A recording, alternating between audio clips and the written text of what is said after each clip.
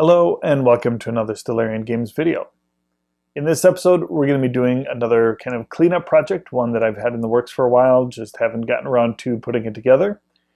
This week, we're going to be covering some curved walls of various sizes. These are made out of XPS and can be used to supplement your straight walls on your UDT, making towers, making curved hallways, however you need to use some curved walls.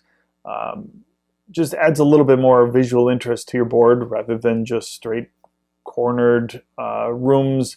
This gives you some more flexibility to build creative dungeons, creative buildings, etc. So let's go to the table and see how these are done. Okay, to start this project, we're going to use some 3/4 inch XPS foam. And I've marked out an X grid on this to find the center, and I've poked it onto my circle cutting jig for my hot wire cutter. Cutting out the outer circle, then I'm coming along with a ruler and marking off 1/2 inch increments. That'll be the thickness of each of these rings.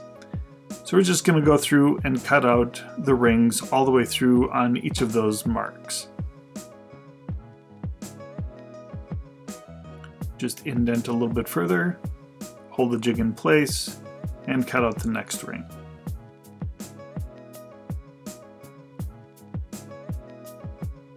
Once all of those are cut out, I'm going to use a ballpoint pen to mark the various rings that I want to keep.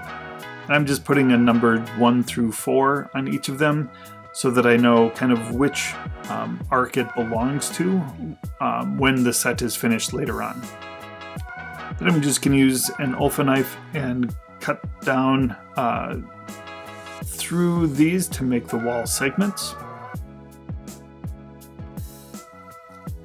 And then I'm going to use a ballpoint pen to texture the outside of the wall with a stone pattern.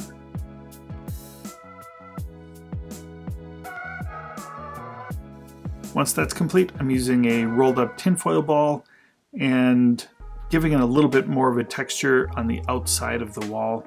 This will add a lot of dimension and texture to the surface.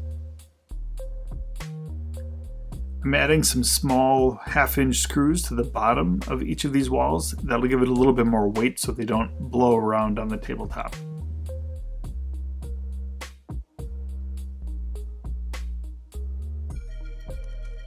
Once that's complete, I'm going to use the black paint and Mod Podge to coat these entirely in black. Then I'm going to switch to a dark brown and give it a kind of an overpaint of dark brown. Then a light tan dry brush, very light tan, just to bring out the texture of that rock.